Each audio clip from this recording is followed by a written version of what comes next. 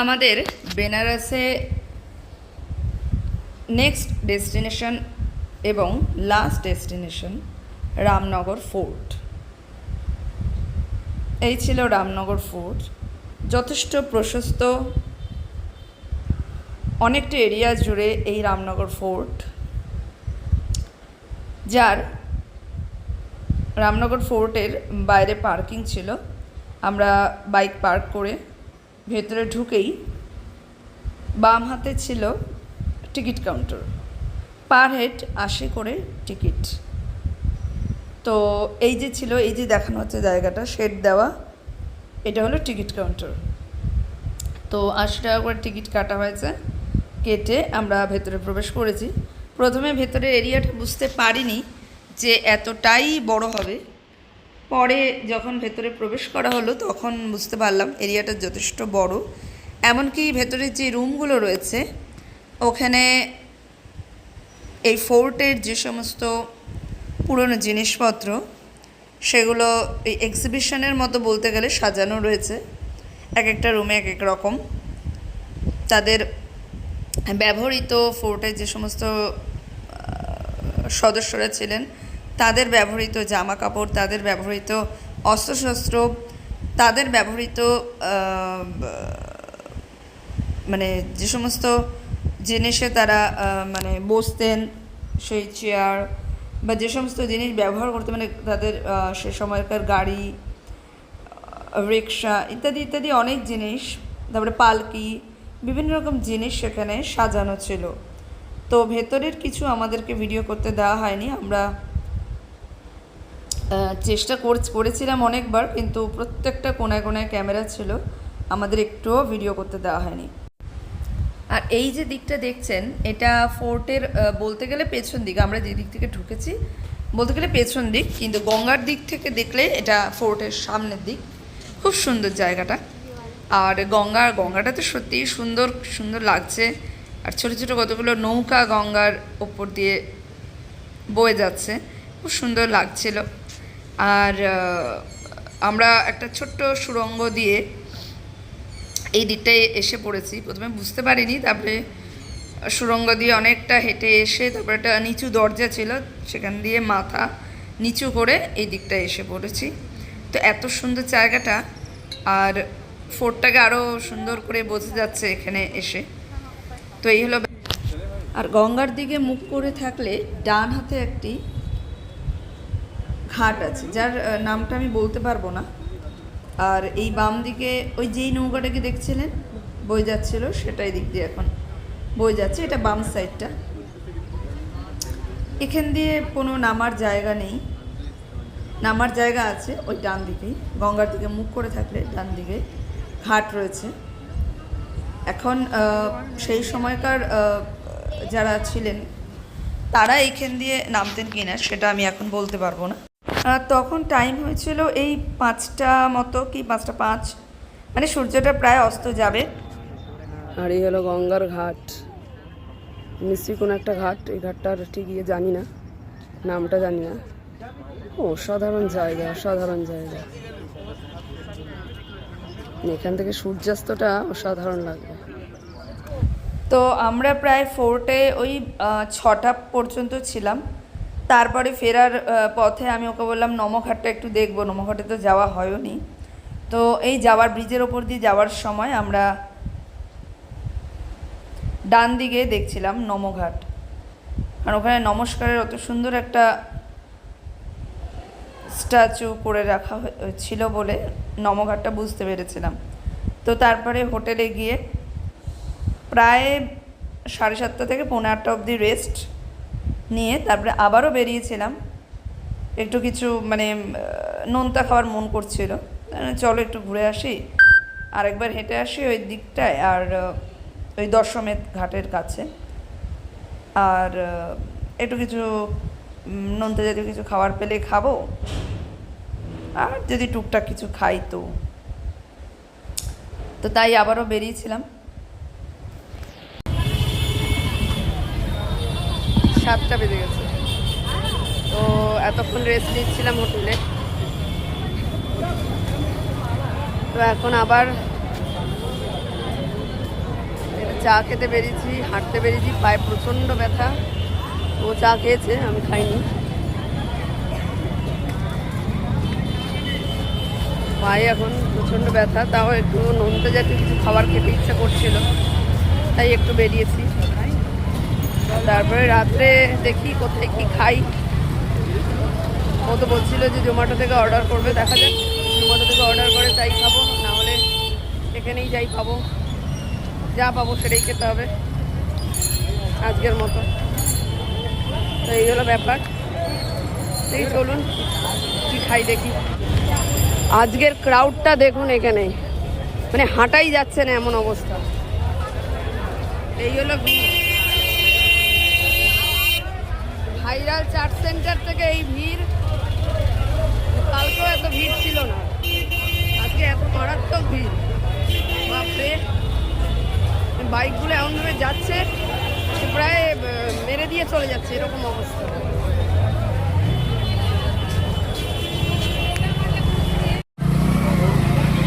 এই ক্রিশ লস্যির ভান্ডারে আবার এসেছি লস্যি খেতে। দেখে দেখে দাও। এই হলো লস্যি, এই হলো রাবড়ি। আরেকবার খাওয়া হচ্ছে আমাদের। এই লস্যির দোকানটা হলো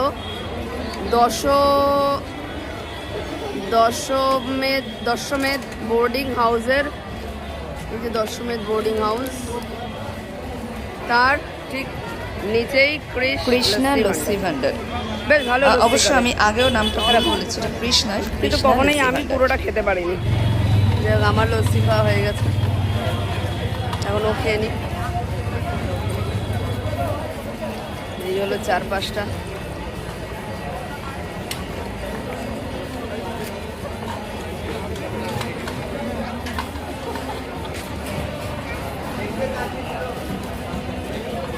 দেখা যাক এরপরে কি খাই। এই একটা দোকান এখানে দেখলাম, সব ভাজাভুজি পাওয়া যাচ্ছে এখান থেকে, যেই কেমন লাগে খেতে। সরি ওই পেঁয়াজি, ছোট ছোট পেঁয়াজের পকোড়া, ওই আর। Thank you. রাখো রাখো রাখো তো, পরিষ্কার করেছে খুব একেবারে। গরম ধরে না যায় নাকি? দেখো ধরলে কি করে, আমি হাতটাই পুরো পড়ে গেল। এই যে রাত্রের ডিনার লাস্ট পর্যন্ত ইডলি দিয়ে সারতে হচ্ছে। তো গতকাল 7 তারিখে ডিনার কমপ্লিট করে আমরা এসে ঝটপট শুয়ে পড়েছিলাম, আর আপনাদের সঙ্গে ভিডিও শেয়ার করা হয়নি। তো এখন সকাল হয়ে গেছে, সকাল মানে বলতে গেলে ওই 3:46 মতো বাজে, আর কিছুক্ষণ পরই ভোর হয়ে যাবে। আমরা এবার রওনা দেব বাড়ির পথে। তো সকাল সকালই উঠতে হয়েছে, কারণ ও বলেছিল সকাল সকাল উঠে পড়বে, আর মোটামুটি ওই 4টে সাড়ে 4টের দিকে আমরা রওনা হয়ে যাব। তো আমি সেই 3টে নাগাদ উঠেছি, মানে রাত 3টের সময়। আজ 8 তারিখ, 3টের সময় উঠে গেছি। উঠে মোটামুটি 3:46 কি 47 মতো আমি রেডি হয়ে গেছি। তারপরে ও তখন বাথরুমে রেডি হতে গেছিলো। তো যাই হোক, রেডি হয়ে আমরা বেরোতে মোটামুটি 4টে থেকে 4:15 মতো বাজে। আমরা ওখানে গেট খোলাই ছিল হোটেলের, আমরা বেরিয়ে পড়েছি ব্যাগপত্র নিয়ে, বাইক নিয়ে বেরিয়ে পড়েছি। তো বেরিয়ে এখন এখানে একটা জায়গা, বেশ সুন্দর জায়গাটা। এখানে একটা তারের উপর দেখলাম একটা সুন্দর নীল আর অ্যাশের কম্বিনেশনে একটা ছোট্ট পাখি বসেছিল। ওটাকে ভিডিও করার জন্য, তখন একটু রেস্টিংয়ের জন্য দাঁড়িয়েছিলাম, তো ওটাকে ভিডিও করার জন্য অনেকক্ষণ ধরে চেষ্টা করেছি। তো সেরকম পরিষ্কার কিছু আসেনি, আপনারা যা দেখলেন, এই যে দেখছেন তেমন পরিষ্কার, মানে কালারটা চোখে যেটা দেখছিলাম সেরকম পরিষ্কার ভিডিও তো হয়নি। মোটামুটি যতটা পেরেছি জুম করে এই ভিডিওটা করেছি। তো ভাবলাম আপনাদের সঙ্গে শেয়ার করি। মানে একটা পরিযায়ী পাখি, বেশ ভালো লাগছিলো, তো তার আবার একটা ছোট্ট ভিডিও করে নিলাম। তারপরে আমরা বাইক নিয়ে আবার রওনা হয়ে গেছি। রওনা হয়ে সোজা এসে গেছি, এই যে দেখতে পাচ্ছেন সোজা এটা একটা অন্নপূর্ণা রেস্টুরেন্ট কাম হোটেল এসে গেছি। তো এটা মনে হয় ব্রেকফাস্ট করার জন্য এসে গেছিলাম। তো তারপর শুনুন আমি আপনাদের সঙ্গে কি শেয়ার করছি। অন্নপূর্ণা রেস্টুরেন্ট অ্যান্ড ধাবায় আমরা ঢুকেছি ব্রেকফাস্ট করতে। আমি নিয়েছিলাম আলুর পরোটা, পেঁয়াজ, আচার, আর ও নিয়েছিল রুটি, মিক্স ভেজ, পেঁয়াজ আর আচার। তো এই দিয়েই আমরা ব্রেকফাস্ট সেরেছি। তো বাইরে বেরিয়ে আপনাদেরকে ধাবাটা দেখাচ্ছি, তো ঢোকার সময় সেটা খেয়াল ছিল না। যাই হোক, মোটামুটি 15 মিনিট লেগেছে, আমরা ওখানে বসে ব্রেকফাস্ট করেছি, তারপরে চা খেয়েছিলাম, এই আর কি। তো মোটামুটি ঠিকই ছিল, খারাপ ছিল না। আপনারা যারা আসবেন অবশ্যই এই ধাবাতে ট্রাই করবেন কেমন খাবার, মানে যখন ফিরবেন অবশ্যই ট্রাই করবেন। তা আমার খারাপ লাগেনি খেতে, ভালোই।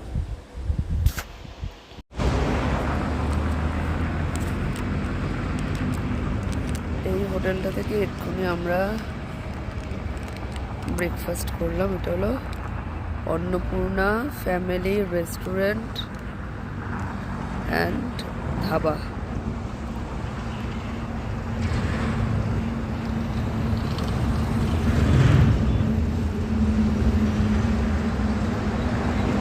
আমরা এখন কোথায় দাঁড়িয়ে আছি?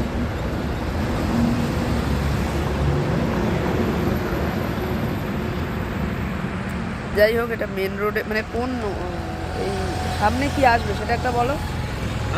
সামনে কোন জায়গা আসবে? ও, যাই হোক, এই যে মেন রোড, এই মেন রোডের ওপরেই এই Annapurna family restaurant and dhaba. খাওয়ার দাওয়ার খুব একটা খারাপ না, ভালোই।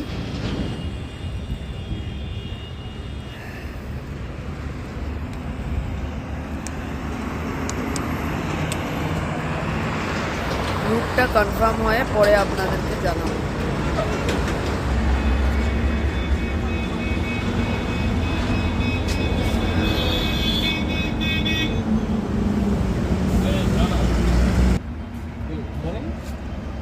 তো এখন বাজে হলো 11টা।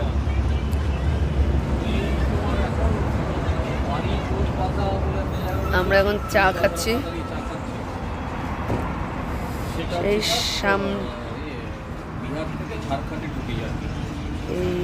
সামনে এখন ধানবাদ আসবে।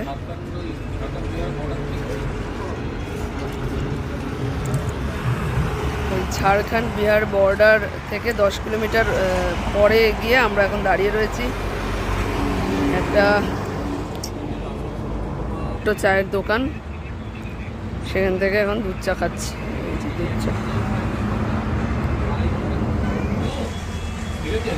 চুলটার আমার খুব খারাপ অবস্থা, বাড়ি গিয়ে শ্যাম্পু করতে হবে, প্রচুর ধুলো।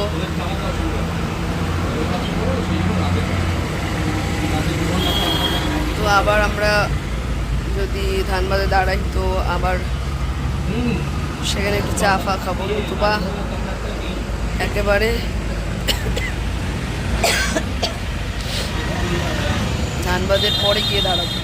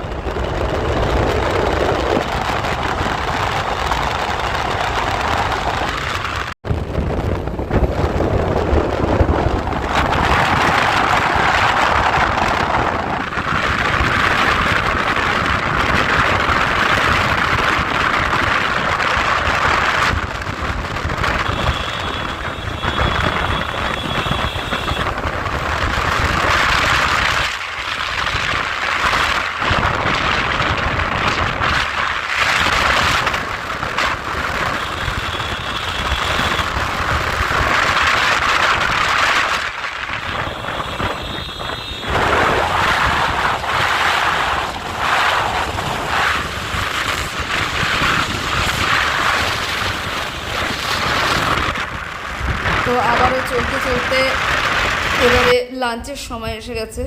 তো এবার লাঞ্চের জন্য দাঁড়াতে হবে। তো আর ওই 2-5 মিনিট পরেই এই আমরা এই ত্রিশূল হাউসে ত্রিশূল হোটেলে আমরা লাঞ্চের জন্য দাঁড়িয়েছি। ত্রিশূল হোটেলটা বেশ ভালো ছিল, এমনকি এখানে আমরা ভেজ থালি পেয়েছি, এমনকি স্পেশাল ভেজ থালি পেয়েছি। তো আমরা সেটাই অর্ডার করেছিলাম। আসুন তাহলে আপনাদের সঙ্গে শেয়ার করা যাক। আসানসোল ঢোকার এই 3-4 কিলোমিটার আগে রয়েছি। এখানে এই মেন রোডের ওপরেই একটা ত্রিশূল রেস্টুরেন্ট, তো সেখান থেকেই আমরা এখন লাঞ্চটা সেরে নেব। লাঞ্চে তো স্পেশাল একটা ভেজ থালি বলেছি, তো মাছ বলা হয়েছে, মানে রুই মাছ, আর একটা দই বলা হয়েছে। আমাদের স্পেশাল ভেজ থালি আছে, ভাত, ফুলকপির তরকারি, ডাল, আলু কুমড়োর তরকারি, পাঁপড় ভাজা, আলু ভাজা, আর এখানে এক গাদা স্যালাড, গ্রিন স্যালাড। আর এইটা হলো মাছ, এই দিয়েছে নুন, এই দিয়েছে আরও দুটো লেবু। নাও, এবার আমি খাওয়া শুরু করি, আর দাঁড়াতে পারছি না। লঙ্কা,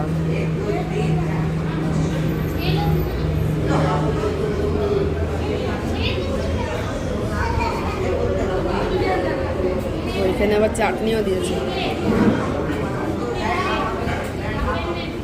ডালটা নামিয়ে না, ওর পাশে চাটনি আছে। সেই 4 তারিখের পর আজকে আমি মনে হচ্ছে ভালো করে লাঞ্চ করবো।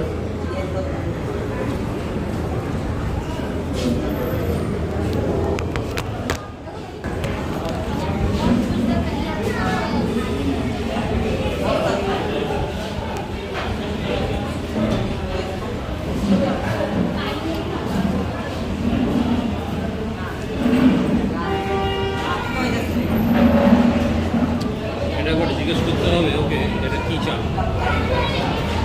কি ওই বাসমতি রাইস, কোন কোম্পানির কি চাল। বাবা ভাত তো কম দিয়েছে অনেক। ভাত কম দিয়েছে, হ্যাঁ ভালোই হয়েছে, ভাত কম দিয়েছে, ভালো হয়েছে। পরে তুমি চেয়ে নিতে পারবে, এটা নষ্ট হবে না ভাতটা। অন্য সময় তো ভাত নষ্ট করি আমরা, খাই না। এই নুনটা কীভাবে নেবো, একটু স্পুন দেয়নি, নুন কি আমি এটু হাতে নেবো নাকি? নুন কাম নেবে লাগবে তাই, ডালে নুন নেই। তাহলে যথেষ্ট নুন আছে। আরে ভাতে মাখছি না, ভাতেও তো নুন নেই রে বাবা। আর আমি লেবু মেখেছি, একটুখানি নুন, লেবুর সাথে নুনটা না মাখলে মজা লাগে না। আমার তো হাত ধোয়া রয়েছে, দিয়ে দিচ্ছি। দাও দাও, হ্যাঁ এই সাইডে একটুখানি দিয়ে দাও। হ্যাঁ ব্যাস ব্যাস, থাক দেওয়া। আর তাহলে আরেকটুখানি দিয়ে দাও, তাহলে পরে আমার নিতে হবে না। ব্যাস থাক।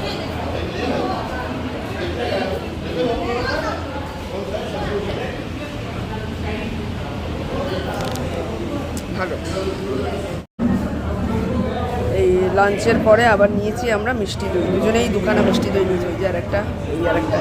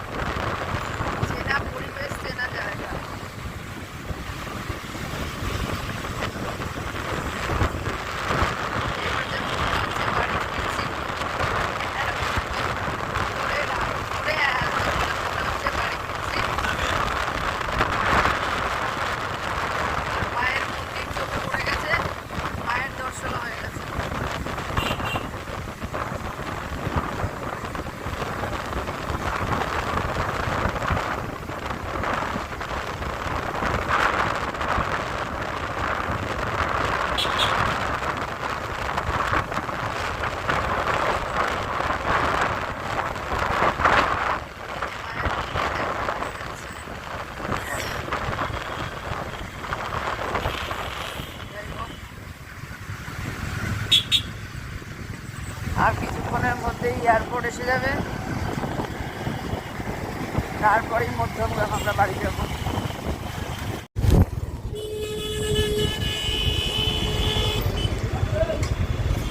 এই যে দক্ষিণেশ্বরের স্কাই ওয়াকটা,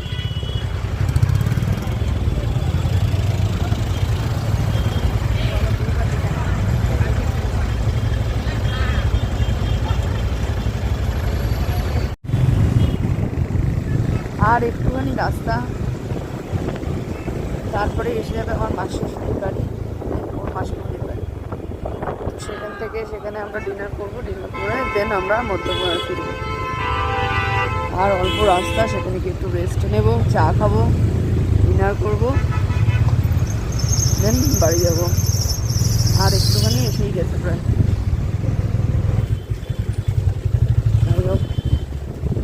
আমরা পাড়ায় ঢুকে পড়েছি, এয়ারপোর্টের একটা পাড়া, আমার মাসির বাড়ি। এই যাব, রেস্ট নেব, ডিনার করব, দেন আমরা মধ্যমগ্রামে ফিরবো। তো এইভাবেই আমাদের বেনারসের জার্নি শেষ হলো। তো আপনাদের ভিডিওগুলো কেমন লাগলো, কিছু রিলস হিসাবে দিয়েছি, কিছু দুটো ভিডিও আমি বড় ভিডিও হিসাবে দিয়েছি। কেমন লাগলো অবশ্যই জানাবেন। আর নেক্সট ভিডিও নিয়ে খুব শীঘ্রই দেখা হচ্ছে। তো সঙ্গে থাকুন, ভালো থাকুন, সুস্থ থাকুন। আবারও দেখা হবে নেক্সট কোনো ভিডিওতে। So good bye.